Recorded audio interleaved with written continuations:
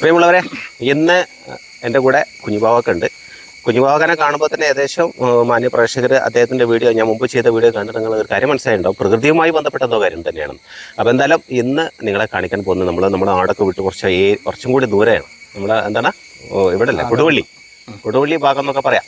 അപ്പോൾ എന്തായാലും VMK botanical garden, ആ ഒരു ഗാർഡനാണ് ഞാൻ നിങ്ങളിലേക്ക് പരിചയപ്പെടുന്നത്. ഒരു പക്ഷേ പ്രേക്ഷകരിൽ പലരും ഇങ്ങനെ ഒരു ഗാർഡനെ കുറിച്ച് അറിയുന്നവരുണ്ടാവും, ഇതുമായി ബന്ധപ്പെട്ട വീഡിയോ കണ്ടിട്ടുണ്ടാവും. പക്ഷെ നമുക്ക് ചില കാഴ്ചകളൊക്കെ എന്ത് ചെയ്യണം, ഈ ഒരു വീഡിയോയിലൂടെ പ്രേക്ഷകരിലേക്ക് എത്തിക്കണം. അതുകൊണ്ട് എന്തായാലും ഒരു ജൈവ കർഷകനും പ്രകൃതിയെ സ്നേഹിക്കുന്ന അത്തരം കാര്യങ്ങളൊക്കെ ചെയ്തുകൊണ്ടിരിക്കുന്ന ഒരാളും, പിന്നെ ഇതിൻ്റെ ഉടമസ്ഥ എന്ന് പറഞ്ഞാൽ അദ്ദേഹം നല്ലൊരു നന്നായിട്ട് പുസ്തകം എഴുതുന്ന ആളും, അങ്ങനെ ഒരുപാട് കാര്യങ്ങളൊക്കെ പറഞ്ഞു. അപ്പൊ ഇവർ രണ്ടുപേരും കൂടി ചേരുമ്പോൾ ഉണ്ടാകുന്ന കുറെ കാഴ്ചകൾ മാന്യ പ്രേക്ഷകർക്ക് ഈ വീഡിയോയിലൂടെ പ്രതീക്ഷിക്കാം. അതുകൊണ്ട് തന്നെ വീഡിയോ മുഴുവനായിട്ടും കാണാൻ വേണ്ടി ശ്രമിക്കുക. വീഡിയോ കുറിച്ചിട്ട് നിങ്ങളുടെ വിലപ്പെട്ട അഭിപ്രായ നിർദ്ദേശങ്ങളും അറിയിക്കാൻ മറന്നു പോകരുതെന്ന് ഓർമ്മപ്പെടുത്തിക്കൊണ്ട് തുടർന്നുള്ള കാഴ്ചയിലേക്ക് മാന്യ പ്രേക്ഷകർ ഊഷ്മളമായ സ്വാഗതം. നമ്മള് മുഹമ്മദ് വായിക്കാനെ കാണാൻ വന്നതാണ്. നമ്മള് വളരെ ദൂരത്തുനിന്ന് വന്നിട്ട് മുമ്പ് ഇവിടെ എവിടെയെങ്കിലും ഒക്കെ ഉണ്ടാവും, ഈ കാട്ടിന്റെ ഉള്ളിൽ എവിടെയെങ്കിലും ഒക്കെ. ഒന്നുകിൽ വല്ല എഴുത്തിലായിരിക്കും, കഥാകൃത്തും കൂടിയാണ്. അപ്പൊ ആ നിലക്ക് എവിടെയെങ്കിലും ഒക്കെ എഴുതിനുണ്ടാവും, അല്ലെങ്കിൽ പരിപാലനമായിട്ട് വന്നതായിരിക്കും. അപ്പോ അല്ലെങ്കിൽ വല്ല മരങ്ങളെ ശുശ്രൂഷ കാര്യങ്ങളൊക്കെ ആയിട്ട് അങ്ങനെ കഴിയുന്നുണ്ടാവും മൂപ്പര് എവിടെയെങ്കിലും. നമ്മള് അന്വേഷിക്കാം എവിടെ ഇതിന്റെ ഉള്ളിൽ ഉള്ളത് എന്നുള്ളത്. എന്തായാലും കാണണല്ലോ, നമ്മൾ കാണാനായിട്ട് ഇത്ര ദൂരത്തുനിന്ന് വരുമ്പോഴേ നമുക്ക് ശരിക്കും ആളെ കാണണല്ലോ. അപ്പൊ നമ്മൾ അന്വേഷിക്കാം, തെരഞ്ഞു നോക്കാം ഏത് മൂലയിലെങ്കിലും ഇരുന്ന് ചിലപ്പോൾ എഴുതുണ്ടാവും. മൂപ്പരെ കഥ എഴുത്തുകാരനും കൂടിയാണല്ലോ. സ്വാഗതം ചെയ്യുന്നുണ്ട് നമ്മളെ സ്വൈരമായിട്ട് എഴുതുന്നുണ്ടോ. എന്താണ് VMK ബൊട്ടാണിക്കൽ ഗാർഡനിലേക്ക് സ്വാഗതം. അപ്പൊ നമ്മള് മാന്യ പ്രേക്ഷകർക്കും ഇതിലേക്ക് സ്വാഗതമാണ്. അപ്പൊ നമ്മൾ അദ്ദേഹത്തെ തെരഞ്ഞെടുത്ത യാത്രയാണ്.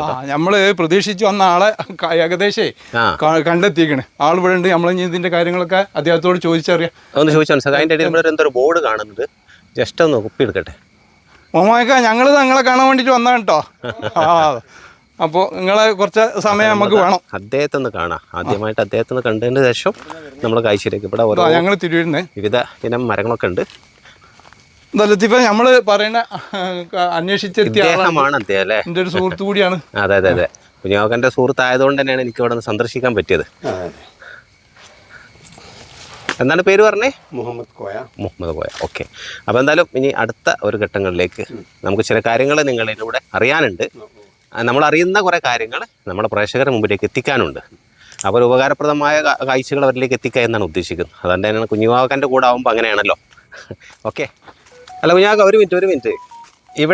ഇവിടെ ഞാനിങ്ങനെ ഒരു ബോർഡ് തുടക്കത്തിൽ കയറി വരുന്ന സമയത്ത് തന്നെ കാണുന്നു. പക്ഷേ ഇത് കടിച്ചാൽ പൊട്ടാത്ത സാഹിത്യമൊക്കെയാണ്. എന്തായാലും ഇതിനെക്കുറിച്ച് എന്താണ് ഉദ്ദേശിക്കുന്നത്? ഇത് ഈ ലോക പ്രശസ്ത എഴുത്തുകാരനായ കസൻ സാക്കിസിൻ്റെ ഒരു വരിയാണ്. ആത്മവൃക്ഷം എന്ന് പറഞ്ഞാൽ ശരിക്കും ബദാം വൃക്ഷമാണ്. ഞാൻ പറഞ്ഞു, സഹോദരി എന്നോട് ദൈവത്തെക്കുറിച്ച് പറയുക, തൽക്ഷണം ആകെ പൂത്തുലഞ്ഞു. എന്ന് വെച്ചാൽ വൃക്ഷവും കാടും ദൈവവും തമ്മിൽ വലിയ വ്യത്യാസങ്ങളൊന്നും ഇല്ല, എല്ലാം ഒന്നിൻ്റെ ഭാഗം എന്നാണ് കസാന്ത് സാക്കിസ് പറഞ്ഞു കൊണ്ടുവരുന്നത്. ഇത് ബൊട്ടാണിക്കൽ ഗാർഡനാണ്, അതേസമയം ലിറ്ററസി ഗാർഡൻ കൂടിയാണ്. ഇവിടെ 6 ഗേറ്റുകൾ കൂടെ കടന്നപ്പോൾ ഞാൻ അധികം വിദ്യാർത്ഥികളാണ് വരുന്നത്. പഠനം, പരിസ്ഥിതി, പിന്നെ അത് വിനോദത്തിനല്ല പ്രാധാന്യം. ഇതൊരു ഇക്കോ ടൂറിസം പ്രൊജക്റ്റാണിത്. അപ്പോൾ ഈ ഷേക്സ്പിയർ ഗേറ്റ് ഉണ്ട്, ഷെർലക് ഹോംസ് ഗേറ്റ് ഉണ്ട്, പിന്നെ കുമാരനാശാൻ ഗേറ്റ് ഉണ്ട്, പിന്നെ മഹാഭാരത ഗേറ്റ് ഉണ്ട്, വിക്ടർ ഹ്യൂഗോ ഗേറ്റ് ഉണ്ട്, പതേർ പഞ്ചാലി ഗേറ്റ് ഉണ്ട്. ഇത്തരം പിന്നെ കുട്ടികൾക്കൊരു വായനാബോധവും സാഹിത്യ അഭിരുചിയും ഒക്കെ ഉണ്ടാക്കിയെടുക്കാൻ വേണ്ടിയുള്ള ഒരു ഒറ്റയാൾ പരിശ്രമമാണ് കൂട്ടിക്കോളൂ. ഇത് ചോരപ്പാലി ഈ മിരിസ്റ്റിക്ക ഫാമിലി പെട്ടതാണ്. ഈ മിരിസ്റ്റിക്ക ഫാമിലി ഇന്ന് ലോകത്തില്ലാതെ പോവാണ്, അന്യം നിന്ന് പോവാണ്. ഈ മിരിസ്റ്റിക്ക ഫാമിലിയാണ് ലക്ഷക്കണക്കിന് ലിറ്റർ വെള്ളത്തിന്റെ ഭൂമിന്റെ അടിയിലേക്ക് ആഴ്ത്തുന്നത്. ഇതിന്റെ വേരുകൾ ജടപിടിഞ്ഞതായിരിക്കും. അപ്പൊ ഇന്ന് ഇല്ലാതായി പോകുന്നുണ്ട്. ഈ ഫാമിലി പെട്ടതാണ് ചോരപ്പാലി, ചോരപ്പത്രി, ഉണ്ടപ്പത്രി, ഉണ്ടപ്പൈൻ, കാട്ടുജാതി. ഇതൊക്കെ ഇതിന്റെ ഇനത്തിൽപ്പെട്ടതാണ്. മാത്രമല്ല കള്ളാസവനത്തിലുണ്ടാക്കാൻ വേണ്ടി ഇതിന്റെ വുഡാണ് എടുക്കുന്നത്. ഇത് ആദിവാസികൾ ഇതിന്റെ ചോരപ്പാലി ഇല്ലാതാകുന്നതിൽ ആദിവാസിക്ക് ഒരു പങ്കുണ്ട്. കാരണം അവരിതിന്റെ ഇതെടുത്ത് വെട്ടി മുറിച്ചും കയറി കൊണ്ടുപോകും. പിന്നെ അത് ആ മരടക്കിടന്ന് നശിക്കും. അല്ല, കള്ളാസവനത്തിലുണ്ടാക്കുന്നവർക്ക് കൊടുക്കാൻ വേണ്ടി അങ്ങനെയുണ്ട്. പിന്നെ അത് പ്രത്യേക തരത്തിൽ അതിന്റെ കമ്പുകൾ കണ്ടില്ലേ, ഇതൊരു വലിയ വൃക്ഷമാണ്. പിന്നെ സോഫ്റ്റ് വുഡാണ്. വേനൽക്കാലത്ത് നമ്മൾ നനക്കണം. ഇപ്പം നനക്കണ്ട, പിന്നെ ചെറിയ സമയം നനക്കണം. പ്രിയമുള്ളവരെ, കാട്ടിനുള്ളിലെ കാഴ്ചകളാണ് നിങ്ങൾ കാണുന്നത്. അതിനിടയിൽ ശക്തമായ ഒരു മഴ പെയ്ത കാരണത്താൽ തൽക്കാലം നമ്മൾ ഒരല്പസമയം വിശ്രമം എടുത്തണം. ആ വിശ്രമ സമയങ്ങളിലെ ഒരല്പം കാഴ്ചകളൊക്കെയാണ് ഇപ്പോൾ ഇവിടെ നിങ്ങൾ കണ്ടുകൊണ്ടിരിക്കുന്നത്. അദ്ദേഹം സെറ്റ് ചെയ്തിരിക്കുന്ന ആ കാട്ടിനുള്ളിലെ വ്യത്യസ്തമായ ആംഗിളിലുള്ള കാഴ്ചകളാണ്. രണ്ട് പ്രകൃതി സ്നേഹികളെ കൂടെയാണ് ഇന്ന് എനിക്ക് ഇങ്ങനൊരു വീഡിയോ മാന്യപ്രേക്ഷകർക്ക് മുമ്പിൽ സമർപ്പിക്കാൻ സാധിച്ചത്. തീർച്ചയായിട്ടും നമുക്ക് ചെയ്യാൻ സാധിക്കാത്ത കാര്യങ്ങൾ മറ്റുള്ളവർ ചെയ്യുമ്പോൾ നന്മയുള്ള പ്രവർത്തനങ്ങളാണെങ്കിൽ തീർച്ചയായിട്ടും അത്തരം ആളുകളെ കൈയടിച്ച് പ്രോത്സാഹിപ്പിക്കേണ്ടതുണ്ട്.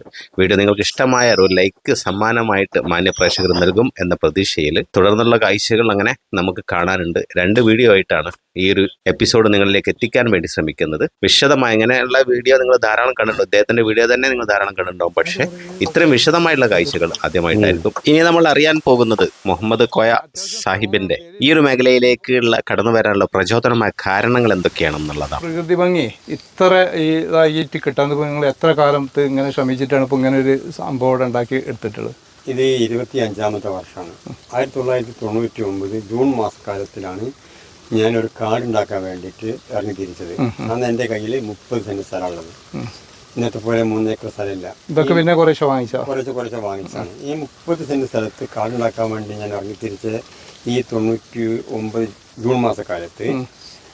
ഈ കാടുണ്ടാക്കുക അല്ലെങ്കിൽ വൃക്ഷങ്ങളെ പരിപാലിക്കുക അല്ലെങ്കിൽ മരം ഒരു മരം പിന്നെ അതിലെ പരിസ്ഥിതി എന്ന് പറഞ്ഞ ചർച്ചകളും പ്രമേയങ്ങളും ഒന്നും എവിടെയില്ല. അതൊക്കെ ഇപ്പം ഈടെ അപ്പോൾ ഞാൻ അന്നും ശ്രദ്ധിച്ചു പോയിരുന്ന വിഷയം പശ്ചിമഘട്ട നിരകളിലെ വൃക്ഷങ്ങളെ മാത്രമേ പരിപാലിക്കാവൂ, പ്രാധാന്യം അതിനെ കൊടുക്കാവൂ, ഇത് മരങ്ങൾ മ്യൂസിയമാക്കി മാറ്റണം എന്ന ഉദ്ദേശത്തിലാണ് 30 സെൻറ്റ് സ്ഥലത്തിലേക്ക് ഞാൻ പ്രവേശിച്ചത്. ആ ജൂൺ മാസക്കാലത്ത് ഞാൻ കുറേ വൃക്ഷങ്ങൾ ഇവിടെ വെച്ച് നട്ടു പരിപാലിച്ചു. ആദ്യം വെച്ചത് ഏഴിലമ്പാല എന്ന് പറഞ്ഞു. അത് നവംബർ ഡിസംബർ ആയപ്പോൾ എൻ്റെ മുമ്പിൽ 2 വഴികളേ ഉള്ളൂ. ഒന്നുകിൽ ഇത് നനയ്ക്കുക അല്ലെങ്കിൽ ഉപേക്ഷിച്ച് പോവുക. കാരണം ഇവിടെ ഒന്നും ഒരു പരിസരത്തൊന്നും കണ്ടൊന്നുമില്ല.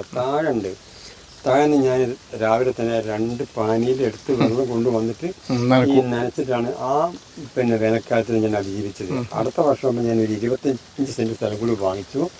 അവിടെയും വൃക്ഷങ്ങൾ വെച്ചു. അങ്ങനെ ഞാൻ 6 വർഷക്കാലം താഴെ കുന്നിറങ്ങിയിട്ട് താഴെ പോയിട്ട് ഒരു കിണറുണ്ട്. അതൊക്കെ എൻ്റെ തറവാട് വകയുള്ള കിണറാണ്. അവിടുന്ന് ഞാൻ വെള്ളം എടുത്ത് കൊണ്ടും വന്ന് നനച്ചിട്ടാണ് അതിനെ പുഷ്ടിപ്പെടുത്തിയത്. കാരണം വെള്ളം ഇല്ലെങ്കിൽ എല്ലാം ഉണങ്ങിപ്പോകും. കാരണം ആഗോള താപനം 2% കൂടിയ കാലഘട്ടത്തിലാണ് നമ്മൾ ജീവിക്കുന്നത്. പിന്നെ സ്ഥലങ്ങൾ വാങ്ങിയപ്പോൾ ഞാൻ പ്രാധാന്യം കൊടുത്തത് അന്യം നിന്ന് പോകുന്ന നമ്മൾ തനത് വൃക്ഷങ്ങൾ, ശരിക്കും മലയാള ഭാഷ പറയുകയാണെങ്കിൽ പശ്ചിമഘട്ട നിരകളിലെ വൃക്ഷങ്ങൾ, അതിനെ പരിപാലിക്കാനാണ്. ഇവിടെ 250 കറക്റ്റ് പറയുകയാണെങ്കിൽ 249 ട്രീ മെമ്പേഴ്സ് പിന്നെ തരാതെ ട്രീ സ്പീഷീസ് ഉണ്ട്. പിന്നെ അതൊക്കെ നമുക്ക് പുതിയ തലമുറയ്ക്ക് കാണാൻ കഴിയാത്തതുമാണ്. ഞാനൊരു ഹെർബൽസിന് പ്രാധാന്യം കൊടുത്തിട്ടില്ല, പിന്നെ കുറ്റിച്ചെടികൾ പ്രാധാന്യം കൊടുത്തിട്ടില്ല. മരം എന്ന് പറയുന്ന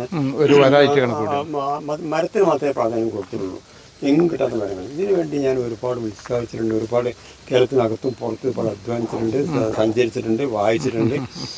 എൻ്റെ മുമ്പിൽ ഒരു ഗുരുവോ അല്ലെങ്കിൽ ഞാനൊരു കോളേജിൻ്റെ അല്ലെങ്കിൽ ഒരു യൂണിവേഴ്സിറ്റിൻ്റെ പടിവാതിൽ കാണാത്തൊരു വ്യക്തിയാണ്. എന്ന് വെച്ചാൽ ഞാൻ പിന്നെ 10ാം ക്ലാസ് തോറ്റ് പിൻവാങ്ങിയൊരു വ്യക്തിയാണ്. ഇത് ഒരു ബൊട്ടാണിക്കൽ ഗാർഡൻ, അതേ സമയത്ത് ലിറ്ററസി ഗാർഡൻ കൂടിയാണ്. എന്ന് വെച്ചാൽ ഞാൻ ഈ ഇതിൽ 6 ഗേറ്റുകളുണ്ട്. അധികം വരുന്ന വിദ്യാർത്ഥികളെ ഉദ്ദേശിച്ചിട്ടാണ്. അധികം വിദ്യാർത്ഥികൾക്ക് ഒരു വായനാബോധം സാഹിത്യബോധം ഉണ്ടാക്കാൻ വേണ്ടിയിട്ടാണ് ഞാൻ 6 ലിറ്ററസി ഗേറ്റുകൾ വെച്ചത്. അതിൽ ആദ്യമായിട്ട് വെച്ചത് ഷേക്സ്പിയർ ഗേറ്റാണ്. പിന്നെ പദേർ പഞ്ചാലി ഗേറ്റ് വെച്ചു, ഷെർലക് ഹോംസ് ഗേറ്റ് വെച്ചു, പിന്നെ മഹാഭാരത ഗേറ്റ് വെച്ചു, വിക്ടർ ഹ്യൂഗോ ഗേറ്റ് വെച്ചു, കുമാരനാശൻ ഗേറ്റ് വെച്ചു. അപ്പോൾ ഈ കുട്ടികൾക്ക് ഞാനിങ്ങനെ പറഞ്ഞു കൊടുത്തുകൊണ്ട് വരുന്ന അവസരം കുട്ടികളെ പറ്റി വരുന്ന നല്ല ബോധം തിരക്കിസ് കൊടുക്കും. നിങ്ങൾ ഷെർലക് ഹോംസിൻ്റെ ഗേറ്റിലെത്തുമ്പോൾ നിങ്ങൾ ഷെർലക് ഹോംസ് ഏതെങ്കിലും ഒരു കൃത്യത്തിൻ്റെ പേര് ഒരാൾ പറയുന്ന ഒരു 10 രൂപ. അങ്ങനെ വാശി മൂത്ത് ഒരിക്കൽ ഞാൻ എവിടെ എത്തി? ആ പദേർ പഞ്ചായത്ത് ഗേറ്റിൻ്റെ സത്യത്തിലെന്ന് എല്ലാവർക്കും അറിയാം. പക്ഷെ പദേർ പഞ്ചായത്തിൻ്റെ ഓർഡർ ആരാന്ന് ചോദിച്ചു. പല കുട്ടികളും കിട്ടാറില്ല. ഞാൻ 100 രൂപ സമ്മാനം എനിക്ക് ഉറപ്പാണ് 100 രൂപ എൻ്റെ പോക്കറ്റിൽ വരും. പക്ഷെ ഒരു കുട്ടി പറഞ്ഞു 100 രൂപ. പിന്നെ പറഞ്ഞു വിഭൂതിഭൂഷൺ ബാന്ധവപതിയാണ്. ആ കുട്ടി 100 രൂപ കൊടുത്തു. ഞാൻ 100 രൂപൻ്റെ വലിപ്പം പറയല്ല. അങ്ങനെ ഒരു രസകരമായ സംഭവങ്ങൾ. ഞാൻ ഇടയ്ക്കൊന്ന് ചോദിച്ചോട്ടെ, നിങ്ങൾ ഒരുപാട് പുസ്തകങ്ങൾ എഴുതിയിട്ടുണ്ടെന്ന് പറഞ്ഞു. ഈ പുസ്തകങ്ങൾ എഴുതാനുള്ള പ്രചോദനം ഈ ഒരു പച്ചപ്പാണോ അതോ? എഴുത്തുകാരൻ എനിക്ക് ആദ്യമുണ്ട്. ഞാൻ സ്കൂളിൽ 8ാം ക്ലാസ്സിൽ പഠിക്കുന്ന അവസരത്തിൽ ചന്ദ്രിക ബാലഭക്തിയിലാണ് എൻ്റെ ആദ്യ കഥ വന്നത്. പിന്നെ അങ്ങനെ വന്നുകൊണ്ടിരുന്നു. 11 പുസ്തകങ്ങളുണ്ട്. ഒരു പുസ്തകം ഇപ്പം മൊത്തത്തിൽ എത്ര പുസ്തകങ്ങൾ? 11 പുസ്തകങ്ങളുണ്ട്. അതിലൊരു പുസ്തകം കന്നഡ ഭാഷയെ പരിഭാഷപ്പെടുത്തിയിട്ടുണ്ട്. വേറെ പിന്നെ ഒരു വേറെ പുസ്തകമെല്ലാം ഒരു നോട്ട്സ് പിന്നെ ഇന്ത്യയിൽ നിന്ന് 5 ഭാഷകളിൽ പരിഭാഷപ്പെടുത്തിയിട്ടുണ്ട്. ബാബരി മസ്ജിദിൽ 11 എന്ന് പറഞ്ഞ ഒരു ചിത്രഭാഗം വരച്ചു. ഞാനതിൽ പിന്നെ റൈറ്റപ്പ് എഴുതി. അത് ഇന്ത്യയിൽ 5 ഭാഷയിൽ പരിഭാഷപ്പെടുത്തിയിട്ടുണ്ട്. അത് മാത്രമല്ല ഇതിൽ വേറെ ശ്രദ്ധേയമായൊരു വിഷയം, എൻ്റെ ഒരു സാഹിത്യരക്തം എൻ്റെ ധമനികൾ കൂടെ ഒഴുകുന്നത് ഞാൻ പറയാൻ കാരണം ഷേക്സ്പിയർ ഒരു കഥാപാത്രമാണ്. ഒതല്ലോ എന്ന് പറയുന്ന പുസ്തകത്തിലെ കഥാപാത്രമാണ് ഡെസ്റ്റിമൺ. എൻ്റെ ഒരു പേരക്കുട്ടിൻ്റെ പേര് ഡെസ്റ്റിമൺ എന്നാണ്. അവിടെ വിക്ടർ ഹ്യൂഗോൻ്റെ ഒരു കഥാപാത്രം സിംബിളിസ് ആണ്. എൻ്റെ പേരക്കുട്ടിയുടെ സിംബിളിസ് ആണ്. അവിടെ നിങ്ങൾ കാണാം. പിന്നെ ആ ഷെർലക് ഹോംസ് ഒരു പേരക്കുട്ടി, അതിപ്പോൾ പുതിയ പേരക്കുട്ടി, അത് 6 മാസം പഴയ, അതിൻ്റെ പേര് ഷെർലക് എന്നാണ്. പിന്നെ ആൻ ഫ്രാങ്ക് എന്ന് പറഞ്ഞ ഒരു പേരക്കുട്ടി ഉണ്ട് എനിക്ക്. ആൻ ഫ്രാങ്ക് ട്രീ എന്ന് പറഞ്ഞ ട്രീ പിന്നെ അവിടെ ഉണ്ട്. ആൻ ഫ്രാങ്ക് ട്രീ എന്ന ചെസ്റ്റ് നേട്ടുന്നതാണ് ശരിക്കും പേര്. ആൻ ഫ്രാങ്ക് ട്രീ എന്ന് കൂടി ഇങ്ങനെ വിളിച്ചു കൊണ്ടുവരുന്നുണ്ട്. ഈ കഥകളിലെ കഥാപാത്രങ്ങളെ പേരാണ് പേരക്കുട്ടികൾക്ക് കഥാപാത്രങ്ങൾ. പിന്നെ മൊണാലിസ എന്ന് പറയുന്ന ഒരു പേരക്കുട്ടിയുണ്ട്. അങ്ങനെ വിശ്വോത്തര കഥാപാത്രങ്ങൾ അല്ലെങ്കിൽ വിശ്വോത്തര കലാകാരന്മാരുടെ പേരുകൾ പേരക്കുട്ടികൾക്ക്, പെൺകുട്ടികൾക്ക്. എനിക്ക് പെൺകുട്ടികളില്ലായിരുന്നു. അപ്പോൾ ഞാൻ പെൺകുട്ടികൾ പിന്നീട് പേരക്കുട്ടികളായി ജനിച്ചപ്പോൾ അവർക്ക് കൊണ്ടിരിക്കുന്നത് ഒരു അനുഭവവും കാടും സാഹിത്യവും, അല്ലെങ്കിൽ സാഹിത്യവും കാടും, ഇത് രണ്ടും കൂടി പരസ്പരം പൂരകമായിട്ടുള്ള ഒരു പ്രയാണമാണ്. ഞാൻ ഈ വേദി, ഈ പരിസരം വിട്ടുപോകാൻ ഇഷ്ടപ്പെടാത്ത ഒരാളാണ്. ഇപ്പം ഞാനൊരു കച്ചവടക്കാരനാണ്. അപ്പം ഞാൻ എൻ്റെ മകൻ അധികം പോവാറ് ഒരു ജുവലറി. ഇപ്പം ഞാനിപ്പം ഈ ഭാഗത്ത് എവിടെയെങ്കിലും ഉണ്ടാവും, ആര് വിളിച്ചാലും ഈ ഭാഗത്ത് എപ്പോഴും ഇങ്ങനെ ഉണ്ടാവും. ഞാൻ ഈ പരിസരത്ത് അവിടെ ചെറിയ റൂമുണ്ടാവും, അവിടെ ഉണ്ടാവും. മരണപ്പെട്ടാൽ ഇതിൻ്റെ ഒരു ഭാഗത്ത് മറവ് ചെയ്യാൻ വേണ്ടി ഞാൻ വീട്ടുകാരോട് പറഞ്ഞിട്ടുണ്ട്. അത് അവർ ചെയ്യുമില്ല എന്നുള്ളത് എനിക്ക് അവർക്ക് വിട്ടുകൊടുക്കേണ്ട കാര്യം. പ്രിയമുള്ളവരെ, മുഹമ്മദ് ഭായ് അദ്ദേഹത്തിന്റെ മനസ്സ് തുറന്ന് നമ്മോട് സംസാരിച്ച കാഴ്ചകളാണ് ഇതുവരെ നിങ്ങൾ കേട്ടത്. തുടർന്ന് വരാനുള്ളത് അദ്ദേഹത്തിന്റെ ഈ ഒരു കാട്ടിലെ വേൾഡിൽ അപൂർവം കാണപ്പെടുന്ന ചില സസ്യങ്ങളെയും മരങ്ങളെയും കുറിച്ചുള്ള വിശദീകരണമാണ്. അടുത്ത പാട്ടിലൂടെ നമുക്കത് പരിചയപ്പെടാം. അതുകൊണ്ട് തന്നെ ചാനൽ ഒന്ന് സബ്സ്ക്രൈബ് ചെയ്ത് വെക്കുന്നത് നല്ലതായിരിക്കും എന്ന് ഓർമ്മപ്പെടുത്തുന്നു. അതുപോലെ തന്നെ വീഡിയോയെക്കുറിച്ചുള്ള നിങ്ങളുടെ വിലപ്പെട്ട അഭിപ്രായ നിർദ്ദേശങ്ങൾ അറിയിക്കാൻ മറന്നു പോകരുത്. കൂടുതൽ ആളുകളിലേക്ക് എത്തിച്ചേരുന്നതിന് വേണ്ടി ഈ വീഡിയോ ഷെയർ ചെയ്യാനും മറക്കരുത് എന്ന് ഓർമ്മപ്പെടുത്തിക്കൊണ്ട് അടുത്ത കാഴ്ചയുമായിട്ട് നമുക്ക് വീണ്ടും കണ്ടുമുട്ടാം. അതുവരേക്കും thanks for watching. Jai Hind.